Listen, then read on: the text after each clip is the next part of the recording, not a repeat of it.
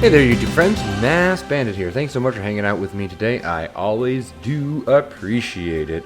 And welcome back to Planet Zoo. It's been a little bit, but I wanted to get another video of the Australian DLC out to you. If you've been following along, we've done all the habitat animals except for the cassowary. So that means that today we're going to do the cassowary. And you might notice we are not in that Outback map. All the other animals thus far have been in that new map that came with the DLC. The Oceania, I think that's how you say it, the Oceania desert map is actually an outback map with red sand and all that. However, cassowaries don't live in the outback. Cassowaries are a rainforest animal, and did some research. Apparently the very northernmost part of Australia is rainforest, and that bleeds into New Guinea and some other countries, and that is the territory of these cassowaries. And I think in specific the area that I used for reference for this was the Daintree Rainforest or the Daintree Reserve, something in northern Australia where cassowaries are a native species. And so since we're going to be going for the jungle feel here, I thought it was only appropriate to use the tropical map setting. And so that's what we're using. And that's going to be interesting. I don't think I've ever built in the tropical map setting. We're going to go for a really heavily dense jungle forest vibe where you can barely see the sky. We're going to try, and we're going to kind of make this a nature trail where it's a lot less zoo-like, and there may even be some things that aren't necessarily the most realistic, but I wanted it to almost feel like you were walking along a hiking trail in a national park and you stumbled across some animals, to a degree at least. So with that, first thing we're going to have to tackle is a general idea of the terrain and how we want that to look. So I'm going to get cracking on that, and I'll bring you back when I have something I am happy with. It doesn't look like much yet, but this is the bare bones idea of what I want to accomplish. Asked some people who know much more about zoos and animals than I do, and they said that it would be a really good idea to have water in a cassowary habitat because they do like to wade around in water. So we have some shallow-ish water here that we're going to try to use as a barrier. I haven't put the cassowaries in yet. I'm not sure. I'm sure this isn't deep enough. But I was really trying to get some shallow grade here to make it look like a natural, coast. One of the things I see, a natural riverbank, one of the things I see a lot in a lot of people's stuff is really lumpy, like big, like you just carve out the area that you want to put the water in. And that's not super realistic in a lot of cases. A lot of cases, it's just like this, puddles of water in just a slightly depressed area of earth. And that's kind of the vibe we're going for here. And what we're going to be doing is I want to take this inspiration from my recent summer vacation to Smoky Mountain National Park. We did a hike where you were able to hike behind a waterfall. And that idea intrigues me a lot, and I think it'd be a really fun addition to this project. So just sort of laying things out. It's really big right now, but I wanted to see what I could get going on here. You'll notice we have this track ride down here.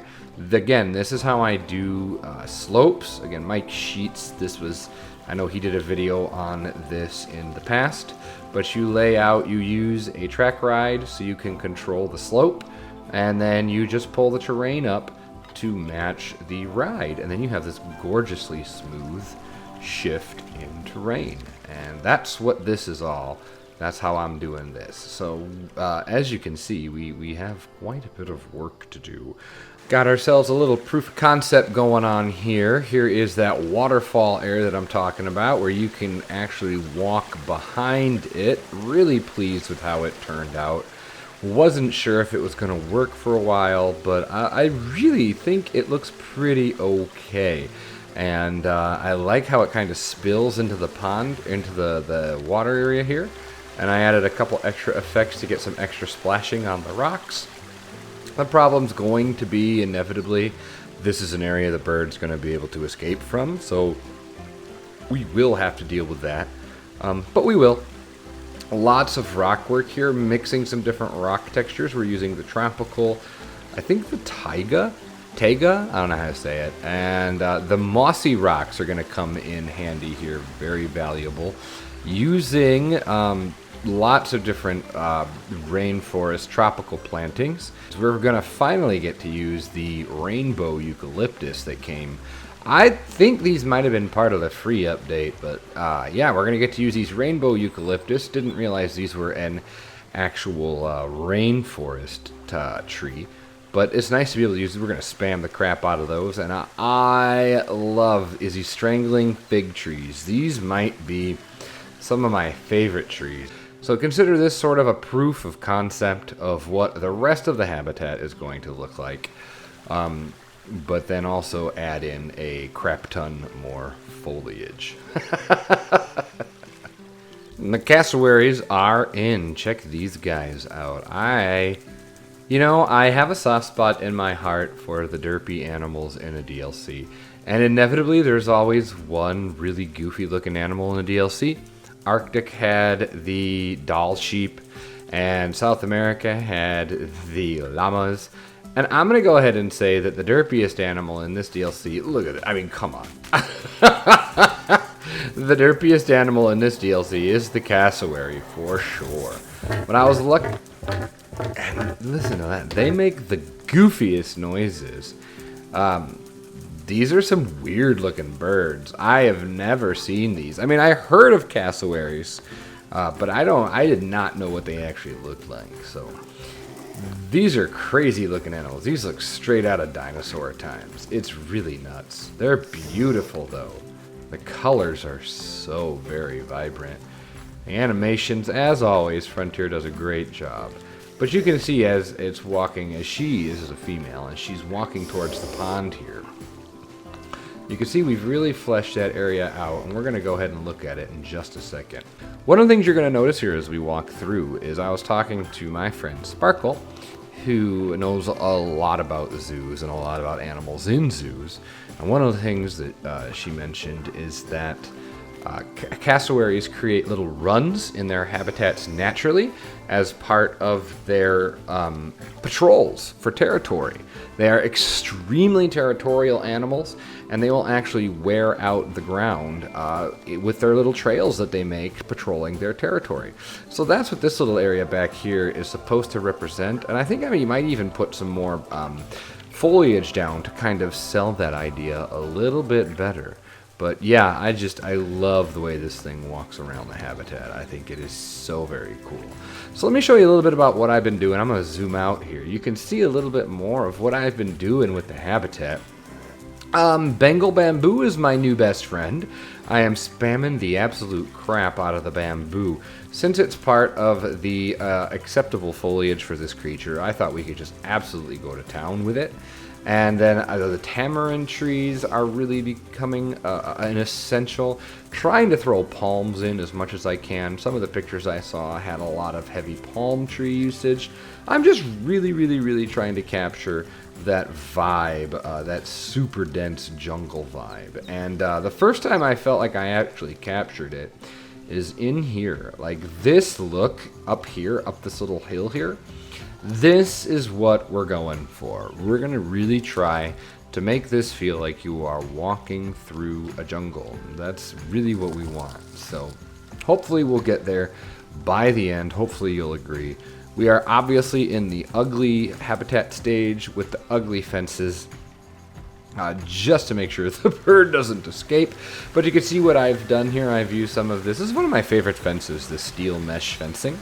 I like it a lot. I think it looks utilitarian and yet elegant and clean at the same time. I think it's a far cry from the really janky chain link fence. So I'll use this when I can.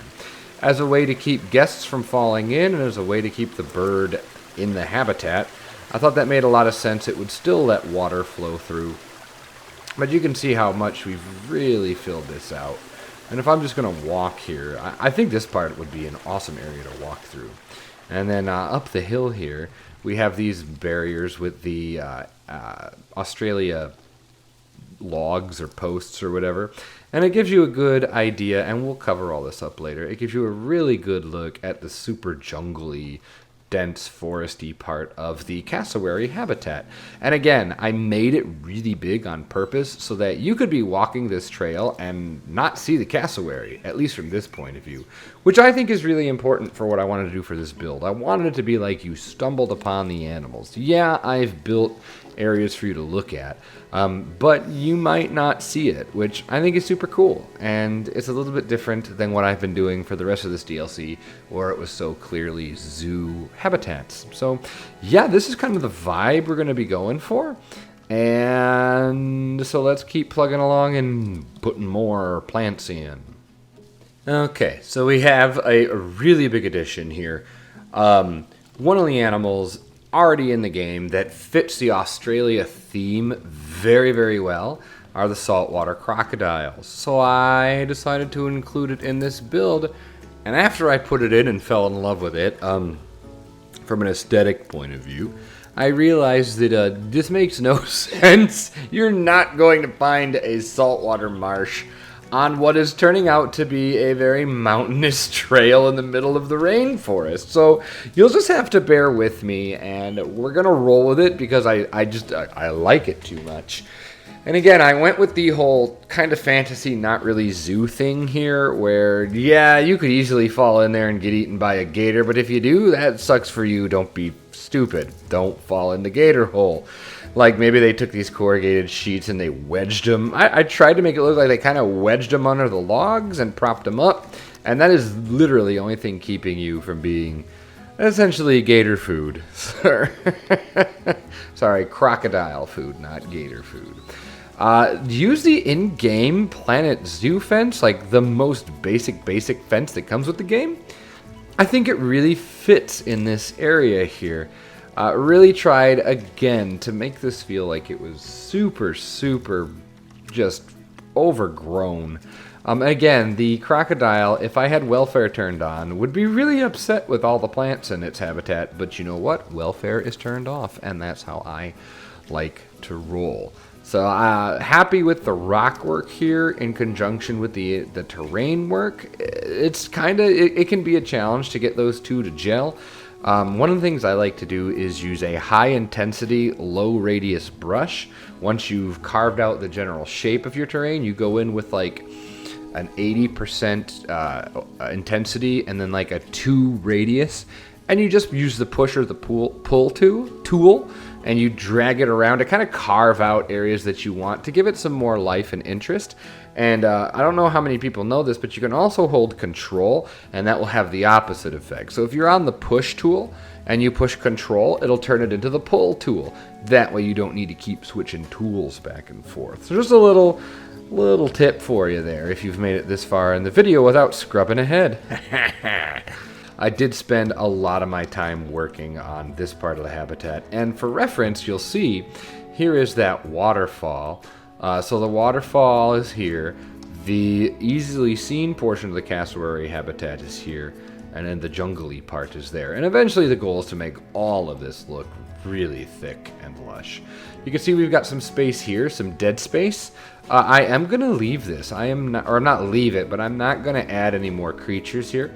I like the idea that you see your gator, you do some more walking, enjoy the nature, and then you stumble upon the cassowaries. So these are the only two animals we're going to have in this build, but we still got so many more plants and other ideas to add. So let's get to it. So here is an overview at about 95% completion. I didn't think it was worth it to bring you in halfway through adding a bunch of trees. Like, once the two habitats were in, I was like, whatever. Placing trees, you get the idea of what we're doing. But yeah, I think this is pretty lush. Here's our crocodiles, excuse me.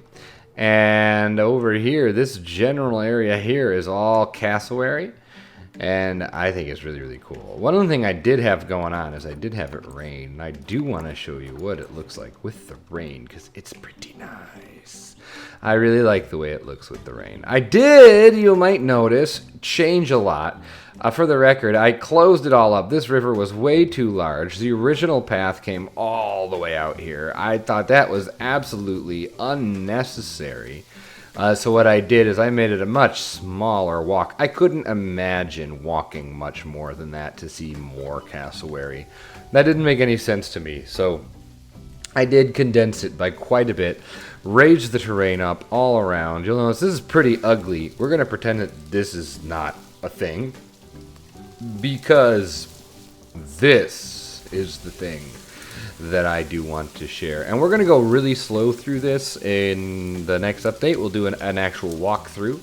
But here you go. Here is what we have with the jungle exhibit. This is our jungle. And I wanted to show you what it looks like in the rain, because in a rainforest, I'm assuming this would be fairly common. Now, I don't want to give too much away. I don't want to completely, spoil it here. So just a little bit here to whet the old appetite so you stick around. But I do love all the different layers. Like this, I just think is so cool. Like I could imagine you walk through this and you probably don't get very wet at all. It's, I have to say, this is one of my proudest builds in this game. It helps that this is a beautiful game with a beautiful engine. They've really made some nice upgrades to this from Planet Coaster. Like, good night. Like, just look at this. And I'm not saying, like, look at what I built. I'm saying, look at how beautiful the lighting is in this game and the way the plants work and the weather effects. They did a dang good job. And so here we are at Cassowary Trail. Beware crocodiles. I had to use the beautiful Cassowary rock paintings that came with the DLC, even though that might be the only Australian desert rock in the entire build. I don't care. It's beautiful. And I had to include it.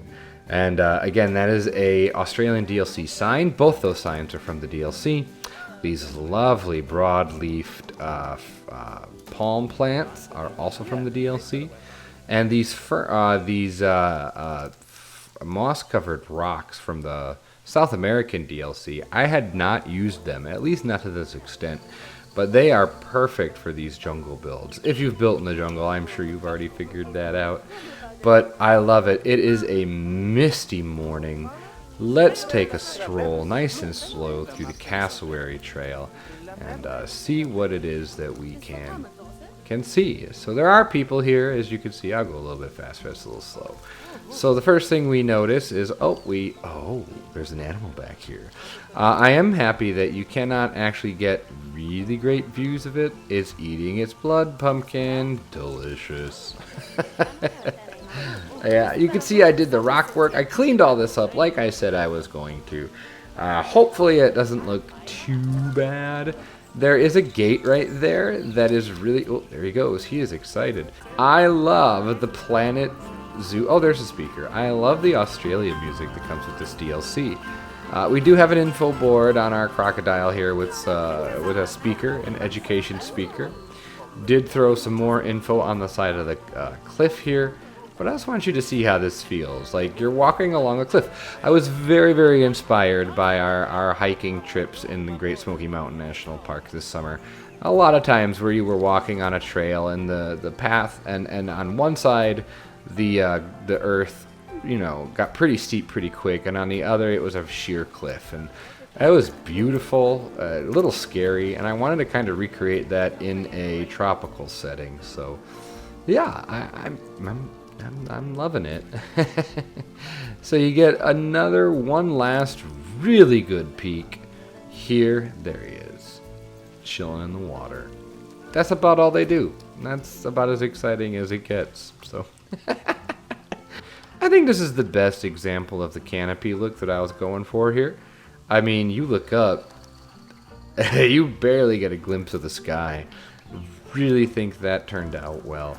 And then I threw these in. I think these are kind of doofy, but to me it tells the story of, oh, you're entering the area of the cassowary now, so be on the lookout. So here is our, like, you know, drier. Oh, I did have to cover all that up, but the rocks I think look pretty okay. Again, didn't hide the doorway, but did try to make up there. Ooh, got the sun flare. Did try to make it look like the forest continues. Oh, where'd they go? And they're gone. See? I like that. Oh, I hear babies. So here's our baby. We have, I think, a brood of 3, maybe 4 baby cassowaries. Check out the stripes. What a cute looking baby bird. It's even got the little thingy hanging there. I forget what that's called. But yeah, super cute. Super duper cute. As soon as they were born, I immediately turned off aging. So I will have 3 baby chicks in my habitat forever. I do like to do that. And here is this stroll behind the waterfall. Really pleased. It does absolutely, within reason, about as close as I could get to the game. Remind me a lot of our hike, which makes me happy. It was such a nice vacation, and to be able to recreate something like that, fun little memory. I like it a lot. So that little fence there is pretty much the only barrier you're going to see in the entire build. So again, a trick to make this look so huge and vast: raise the terrain a little bit, give yourself a little cliffside, and then just put a butt ton of bamboo in. Bamboo, bamboo, bamboo. And the eucalyptus trees are really great here. These rainbow eucalyptus and kapok and tamarind, for me, were the ones that made the biggest difference in building that really lush canopy. So here's one of these areas where I'm like, yeah, this probably isn't super safe. The only thing keeping you away from the cassowaries here is a log and some rocks, and that doesn't seem completely safe. But you know what? We're going to live with it, because again, this is supposed to be like a nature trail, and ignore the keeper there. We're going to pretend that he doesn't come in here. Now, I know that in real life, the female, once she lays the eggs, and I'm not sure if they wait till they're born, but the female leaves. They have nothing to do with raising the young. The male raises the young. I did keep them both in here because the female is actually bigger than the male, and I like that more. And I didn't know that if I got rid of the female, I wasn't sure. If I got rid of the female, would like the babies freak out? Probably not, but I just didn't want to chance it. So anyway, we've got kind of a large group in here. In real life, you would probably only see 1 cassowary in here, unless they were breeding, and then after they bred, they'd probably leave. So this little view is the last chance you get, and again, the only thing separating you is a bit of water and rocks. According to the game, it's good enough, and I wanted to be as up close and personal as it could, even though these guys are fairly dangerous in real life. Apparently they have been known to kill humans. I mean, they're big. Oh, are they gonna fight? Dang. Like, they're big, and they've got sharp claws and stuff, so. And I think that's just about going to do it for us for this episode. So if you did enjoy this episode, which I hope you did, please hit the like button. And if you aren't already, consider subscribing to the channel. This DLC has reinvigorated my love of Planet Zoo more than any other of the DLCs thus far. So hopefully you'll see some more Planet Zoo coming not too long in the future. With all that being said, though, of course, have yourself a great day, great night, great whatever. And I will see all of you for the next episode of Planet Zoo. Take care, everyone, and I'll talk to you later. Bye-bye.